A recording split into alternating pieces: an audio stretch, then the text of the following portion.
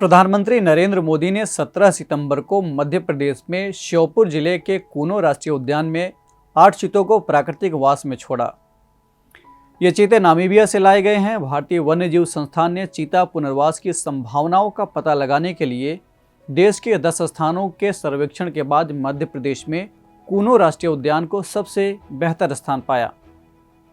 750 वर्ग किलोमीटर से अधिक क्षेत्र में फैला ये राष्ट्रीय उद्यान करीब 2 दर्जन से अधिक चीतों के प्राकृतिक वास में रहने का उपयुक्त स्थान है। इसके अलावा श्योपुर और शिवपुरी जिलों में लगभग 3000 वर्ग किलोमीटर जंगल का इलाका है, जिसमें चीते खुले में घूम फिर सकेंगे। इसके साथ ही विश्व की पहली चीता पुनर्वास परियोजना की शुरुआत की गई। प्रोजेक्ट चीता से जुड़े सारे पहलुओं को हम विस्तार से समझेंगे, लेकिन इसके पहले हम आपको ये बता देते हैं कि इस वीडियो में हम क्या क्या डिस्कस करने वाले हैं।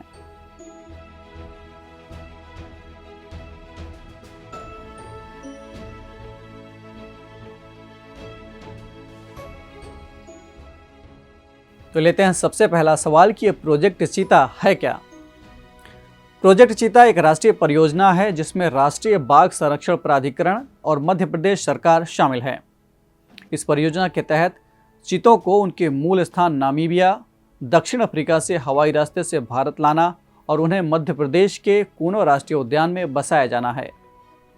भारत का चीता प्रोजेक्ट विश्व का पहला ऐसा प्रोजेक्ट है जहां एक बड़े मांसाहारी जीव को किसी दूसरे महाद्वीप में बसाने की कोशिश हो रही है। फरवरी 2022 में सरकार ने लोकसभा में जानकारी दी थी कि चीता प्रोजेक्ट के लिए 2021-22 से 2025-26 तक के लिए 38.70 करोड़ रुपए का बजट आवंटित किया गया है। तो सवाल उठता है कि भारत में दूसरे महाद्वीप से चीते लाने की जरूरत ही क्यों पड़ी। एक समय था जब भारत में चीतों की पर्याप्त संख्या हुआ करती थी, लेकिन जंगलों की बेतहाशा कटाई यानी उनके पर्यावास का नष्ट होना, यानी चीतों के पर्यावास का नष्ट होना और चीतों का असीमित मात्रा में शिकार किया जाना, ये दोनों ऐसे कारण हैं कि भारत में चीता विलुप्त हो गए। बताया जाता है कि मध्य प्रदेश में कोरिया के महाराजा रामानुज प्रताप सिंह देव ने अपने रियासत के रामगढ़ इलाके में दिसंबर 1947 में देश में अंतिम 3 चीतों को मार डाला था, यानी शिकार कर डाला था। इसके बाद साल 1952 में भारत सरकार ने चीतों को विलुप्त घोषित कर दिया। एक्सपर्ट्स के मुताबिक चीते पारिस्थितिक तंत्र के लिए बेहद ज़रूरी हैं।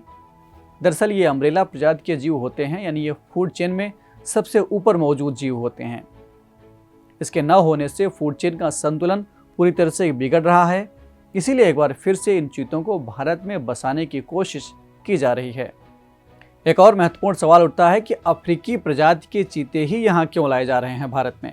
एक बार ऐसा था कि भारत की बात ईरान के साथ चल रही थी कि ईरान उसे चीते उपलब्ध कराएगा, लेकिन तमाम वजहों से ये बात बन नहीं पाई। बाद में नामीबिया इस बात के लिए तैयार हो गया कि वो भारत को चीते उपलब्ध कराएगा। इसके 2 बड़े कारण हैं। पहला ये कि ये देश यानी नामीबिया बिना किसी लागत के भारत को चीता उपलब्ध कराने के लिए तैयार है, और दूसरा ये कि अफ्रीकी नस्ल के चीते भारत की जलवायु के अनुकूल हैं, यानी वो संभावना है कि यहाँ पर सर्वाइव कर सकते हैं। अगला सवाल कि कूनो नेशनल पार्क कहाँ है और यहीं पर ही ये चीते क्यों बसाए जा रहे हैं। कूनो पालपुर वन्यजीव अभयारण्य को साल 2018 में एक राष्ट्रीय उद्यान के रूप में घोषित किया गया था।